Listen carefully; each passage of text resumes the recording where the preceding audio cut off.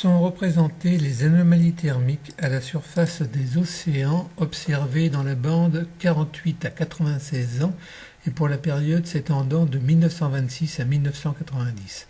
Contrairement à l'onde de 128 ans de période, l'onde quasi-stationnaire de période moyenne 64 ans n'est pas forcée par les cycles solaires.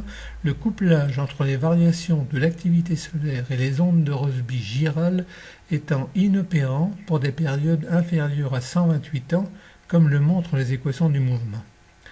L'onde de 64 ans de période apportant une forte amplitude attestée par les anomalies thermiques de surface qui reflètent l'épaisseur des ventres. Cette onde doit donc être considérée comme un harmonique des ondes de plus longue période en raison du couplage des ondes de Rossby girales entre elles qui partagent le même nœud.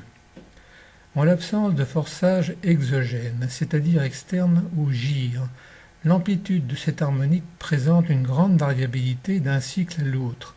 D'ailleurs, les 5 gyres sous-tropicaux, qui sont bien visibles, n'ont pas exactement la même phase, le gyre nord-atlantique étant légèrement en avance par rapport aux 4 autres.